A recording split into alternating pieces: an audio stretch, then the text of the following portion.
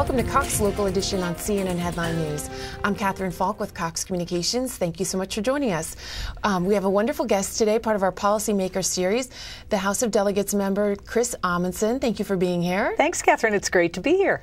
Tell our viewers about your district. All right. My district is number 44, and I'm over on the eastern edge of Fairfax County. The Potomac River is the eastern border of my district, and it runs from the end of the yellow line at the Huntington Station down to Mount Vernon Mansion. So that gives people at least a vague general idea of where I am. Terrific. And you were elected in 1999, and before that had a long career in education. That's right. And in fact, spent most of the 1990s on the Fairfax County School Board, including 2 years as chairman. So I have been doing public involvement in Fairfax County for a very long time. Great. And I know that that carries over to the committees you're on. Tell our viewers about that. Well, I am on 3 committees. I'm on the Science and Technology Committee, which, given the Fairfax County economy, is terrifically important. I am on a committee called Health, Welfare, and Institutions. We do a lot of health policy, and that's important also to me. And then the third committee that I'm on is the Rules Committee, which is a place where we do a variety of things, but it really is pretty much the most senior members in the House, and so we do get a broad array of policy issues. Terrific. I know you carried some important legislation this year and had some good success with that.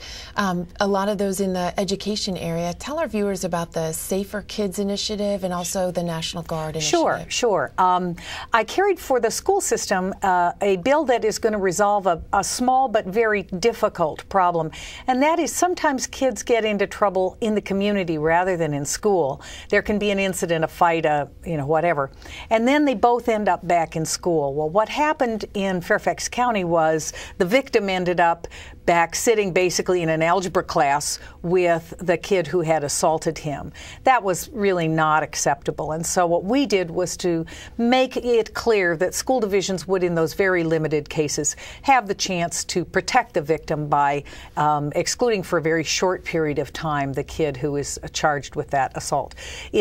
It turned out to be a lot more complicated to get it through, but in the end, I think it's a common sense measure that most parents would agree, yeah, well, that's exactly the way that I would want my child to be safe in that case. Great. And the National Guard Initiative? Yeah. One of the things that I learned from National Guard members was that although they're promised an education benefit, because they're deployed for such long periods of time, sometimes they were not able to take full advantage of their education benefit when they got back. They got back after the semester started or something.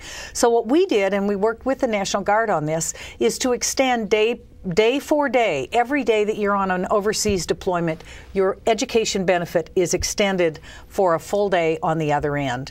And the Guard then has the chance even to extend that further. What we're hoping is that not only will it help us keep our promise to the young people who are fighting our wars, but second, the Guard is very hopeful that it will actually increase their retention.